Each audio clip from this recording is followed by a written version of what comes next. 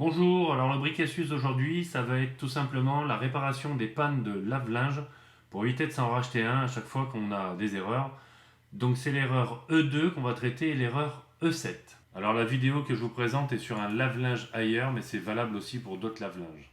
L'erreur E2 vient principalement d'un problème de filtre et l'erreur E7 c'est un problème électrique a priori. Commencez par débrancher votre lave-linge, par retirer également le tuyau de vidange et par couper l'arrivée d'eau. Pour manipuler votre lave-linge plus aisément, n'hésitez pas à fixer vos tuyaux et vous pouvez également retirer le contrepoids qui est au-dessus. Ça vous rendra les manipulations du lave-linge beaucoup plus faciles. Donc commencez par caler votre lave-linge avec 3 lambeaux par exemple de manière à le surélever.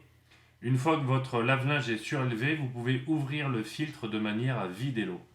Voilà, une fois que vous avez vidé l'eau, vous pouvez enfin ouvrir la porte, ça débloque la porte. Nettoyez bien votre filtre, il y a forcément des éléments durs, type une petite pièce de 20 centimes par exemple, à retirer. Allez, maintenant on s'attaque à l'erreur E7, on met sur le côté pour éviter que les tuyaux ne soient contre le sol. On met sur le côté le lave-linge, comme ça on peut accéder dessous à toutes les pièces électriques, dont le moteur. Alors l'erreur E7, c'est un problème de charbon, mais quand même avant de s'attaquer au charbon, testez toutes les cosses électriques. Donc voilà, vous les retirez, vous les remettez, ça va permettre de diagnostiquer et d'enlever tous les risques liés à une cause qui se serait défait de son logement et il n'y aurait plus de contact. Voilà également ce gros élément blanc là, vous n'hésitez pas à le retirer avec un petit tournevis. À chaque fois vous arrivez à retirer les petits ergots. Faut pas hésiter, faut pas avoir peur, vous ne risquez rien, vous avez bien débranché la machine. Et comme ça vous pouvez retirer, voilà, vous pouvez souffler dedans, bien les remettre. Et ça permet de s'assurer qu'il y a une continuité électrique sur tous les équipements. Vous regardez à l'arrière s'il n'y a pas de fil dénudé, vous regardez dessous s'il n'y a rien qui gêne et vous venez remettre l'ensemble. Pour terminer le diagnostic électrique, revérifiez tout avec un petit peu de recul. Chaque cosse est bien refermée, les ergots sont bien reclipsés, tout est en phase, il n'y a pas de fil dénudé, il n'y a rien qui bloque, tout fonctionne. Donc a priori, ce n'est pas un problème électrique. Vous suivez le faisceau complet, hein, vous regardez un petit peu au loin, voir si tout va bien. Voilà, là le diagnostic électrique est terminé. Une fois que vous avez regardé toutes les cosses électriques et que vous les avez bien remises, regardez un petit coup la courroie, c'est pas tous les jours qu'on va la voir si ça tourne bien aussi au niveau du rotor. Voilà, quand vous tournez la courroie, il n'y a rien qui bloque, ça tourne bien. Ensuite, attaquez-vous au charbon. Donc vous voyez, il y en a un de chaque côté du rotor. Voilà, là c'est le deuxième qui est dessous. On voit qu'ils sont quand même usés, celui-ci un peu moins, l'autre était pas mal usé le premier. Et n'hésitez pas à faire tourner le rotor pour voir un peu le comportement de chaque charbon. Donc celui-là, on voit qu'il frotte bien tout le long. C'est lui qui assure la continuité électrique entre la bécane et son moteur. Prochaine étape, le tachymètre, c'est cet élément noir qui est devant le moteur. Là, il y a deux vis à défaire. Donc une fois que les deux vis sont défaites, vous n'hésitez pas à le regarder, vous le nettoyez un petit coup. C'est ce qui va donner l'information de la vitesse à l'électronique de la machine. Donc s'il ne fonctionne pas, il y aura cette erreur E7. Voilà, là je teste, tout fonctionne, le rotor tourne bien et ça va bien me donner la bonne info a priori. Le tachymètre, il n'y a pas de problème. Donc ça fait un sujet en moins. Une fois qu'on a éliminé tous ces sujets, l'électrique, le tachymètre, etc., on va s'attaquer au charbon et je vais vous montrer ce qu'est un charbon qui ne fonctionne pas.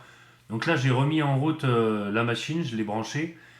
Là, je l'ai mis en mode essorage et voilà ce que ça donne quand il tourne.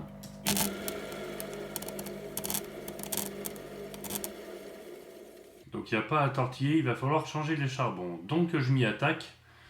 C'est simple, c'est deux vis à retirer. Donc le charbon, c'est l'élément noir complet qu'il y a là. Deux vis à retirer plus la cosse qui est à l'arrière. Une fois que vous avez retiré l'ensemble, vous allez pouvoir enlever le charbon très facilement. Et voilà l'ensemble du charbon qui est enlevé. Donc il y avait juste ces deux vis, hein, tout simplement, de part et d'autre. Là vous voyez qu'il y a la cosse à l'arrière qui a dû être retirée, donc qui allait dans le système de cosse électrique. Voilà, et donc quand on sort le charbon, on voit qu'il est complètement usé, il ne sort plus d'ailleurs de son logement, il ne sort plus de sa glissière. Oui, là, le ressort ne fait plus trop effet. Il ne reste plus qu'à commander les mêmes charbons, donc vous fouillez sur internet, ça sera peut-être pas exactement les mêmes, mais vous verrez la surprise à l'arrivée. Donc là on voit que j'ai le nouveau charbon, qui est tout neuf, et j'ai l'ancien charbon qui est complètement foutu, où il n'y a plus de matière. Hélas, ce ne sont pas les mêmes. Heureusement, les trous sont au même endroit, mais vous pouvez voir qu'il y a un décalage. Là, le trou est un peu reculé, alors que là, le trou est en façade directe. Les appuis sont pas les mêmes ici. Et on n'a même pas la même dimension de cosse. Comme on peut le voir, la cosse électrique de l'ancien ici est plus fine que la cosse électrique du nouveau. Voilà. Donc il y a deux solutions. Soit on adapte le nouveau de manière à pouvoir le mettre, soit on rentre le charbon nouveau dans l'ancien. Je vais vous montrer les deux solutions. Donc l'ancien, on voit que pour l'ouvrir, il faut retirer les petites cosses comme ça et on va pouvoir le séparer en deux. On va pouvoir l'ouvrir et le séparer en deux. Voilà. Et là, on trouve le charbon qui est dans sa glissière. Donc ça, on peut le retirer, hein. Voilà, le charbon qui est dans sa glissière. Donc lui, il est mort. Dans l'ancien, je viens poser le nouveau. Donc le nouveau, c'est pareil. Il s'ouvre. Voilà, il s'ouvre très facilement. Donc soit je viens poser ça là-dedans. Alors, il y a forcément des petites choses à adapter, hein. Vous voyez, ici, il y a deux petits ergots, un ici et un ici, qui sont là en face de l'autre. Ça, c'est dans l'ancien. Alors que dans le nouveau, on voit que l'ergot de gauche est au-dessus de l'ergot de droite. Donc, il y a 2-3 trucs à adapter quand même. Donc, l'autre solution, donc pour la cosse, comme je vous ai montré que cette cosse est plus grande, je vais devoir la réduire. Donc, l'idéal, pour le réduire, c'est d'utiliser cet outil, une Dremel. Donc, vous allez voir. C'est assez rapide et assez simple, hein. Il ne faut jamais avoir peur de bricoler, n'hésitez pas, osez, vous verrez, vous ne prenez pas un grand risque à chaque fois. Et tout se répare. Voilà, donc j'ai pu réduire la cosse, donc j'ai désormais une cosse plus petite qui va pouvoir s'adapter assez facilement. L'idéal est bien entendu d'avoir réussi à obtenir le même charbon, mais ça je vous souhaite bon courage. Donc voilà, je viens refixer le charbon, tout simplement. Hein. Donc je ne vous ai pas attendu, j'ai déjà mis la deuxième vis.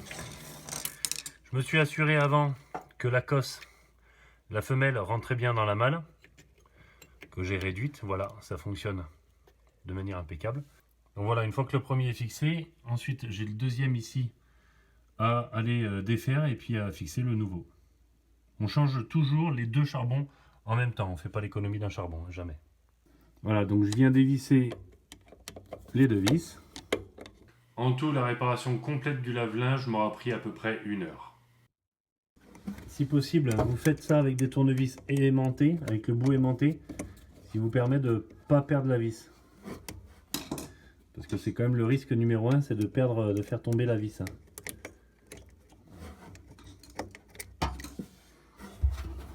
Alors ensuite, le but ça va être de retirer la cosse. Vous faites attention, hein, vous n'allez pas en changer tous les 4 matins. Voilà.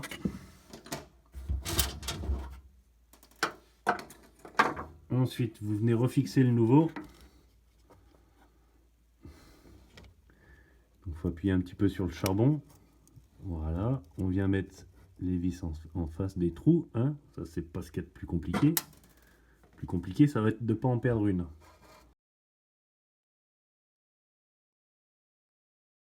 Alors on ne vise jamais la première vis à fond car il y a toujours un petit réglage à faire à la fin et après on serre à fond les deux. Voilà, on vise bien parce que c'est quand même quelque chose qui est pas mal sollicité, le charbon.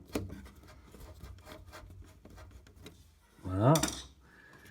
On remet la cosse qu'on est censé avoir testé avant, que j'ai pas testé, donc j'espère que ça va rentrer.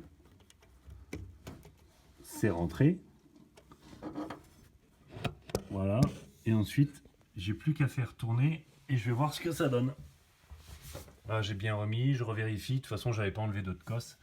J'avais remis le tachymètre. Voilà, j'ai mes deux nouveaux charbons qui sont prêts à tourner.